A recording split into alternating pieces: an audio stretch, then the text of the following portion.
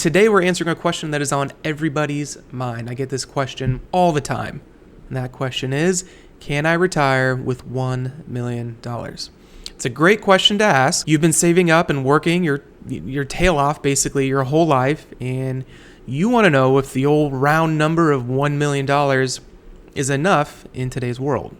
Especially as I record this in August of 2024, there's just been a ton of inflation. So even now, more than ever, $1 million doesn't quite go as far as it used to. But at the same time, that doesn't mean you can't retire with $1 million. Just kind of depends on your goals and what you're trying to accomplish. So if someone were to ask me, without knowing anything about them, can I retire with $1 million? My answer would be maybe, probably. It depends. I know that's not the answer you're looking for, but believe it or not, everybody's different. So $1 million might be enough for you, but it might not be enough for your next door neighbor who wants to go to the Bahamas on a monthly first class trip. $1 million might not be enough if you retire early at, say, age 50. $1 million might be more than enough if you have outside sources of income like a pension. Or maybe you want to get a small part-time job in retirement. So instead of rattling off a bunch of hypotheticals, we're going to look at a simple case study and break down what $1 million could mean depending on a few factors. So let's just jump right in. All right, so we have Evan and Sophia Kessler. So if you couldn't tell by now, this couple is not real. They are made up. But I created a fun but simple scenario for us to look at using their lives. So with that said, Sophia and Evan, they're both 65, like it says here. They're retiring right now. They're open to part-time work, but they'd prefer not to go back to work. They plan to immediately collect Social Security. They also need $60,000 of cash to fund their lifestyle. Is $60,000 too much for their situation? Too little? We'll take a look.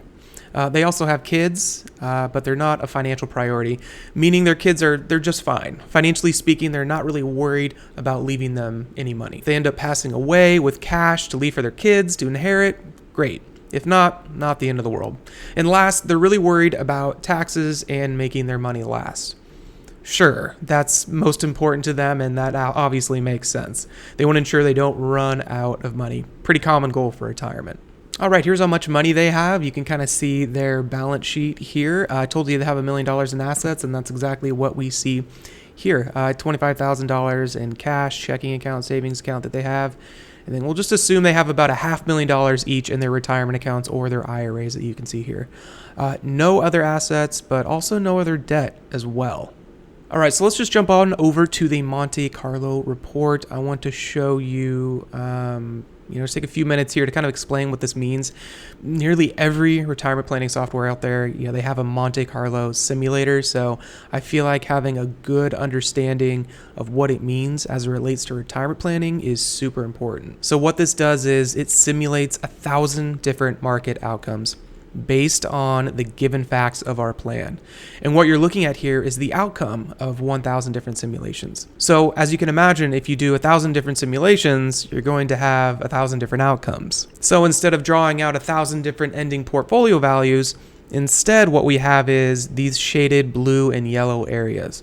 And the blue and yellow shaded areas, in this case, represent 90% of the Monte Carlo simulation outcomes. So we can go through here year by year and we can kind of see the outcomes of the Monte Carlo simulation. So for example, in reading this, I would say that we're 90% sure that we're going to end up with somewhere between $1.5 million and $792,000 by year 2, so on and so forth. And if you're wondering, hey Jeff, why don't we show 100% of outcomes? Well, the reason I don't like to show the other 10% is because they represent tail events, or in other words, they're events that are very, very unlikely to happen. And my philosophy is we're trying to make an educated guess as to what happens in the future. So using what happened in the past with kind of a hint of trying to predict what will happen in the future, I think that's a winning formula for a successful retirement. So now we know that what all of that means. How do we interpret this to improve our retirement plan? Well, I think the bigger question to ask is, what is the definition of a successful retirement? Is it to die with as much money as possible, or is it to spend as much money as possible? We want to walk that balance of kind of living and enjoying retirement, but at the same time, without worrying about having to dramatically shift our retirement lifestyle. So how do we do that? Well, right off the bat, I would say that a 100% success rate in a Monte Carlo is far too leaning to kind of the safe side. I would encourage anybody with a 100% success rate to spend more money. So naturally, the next question is, well, how much money? How much can we increase our budget in retirement and still feel comfortable with the results?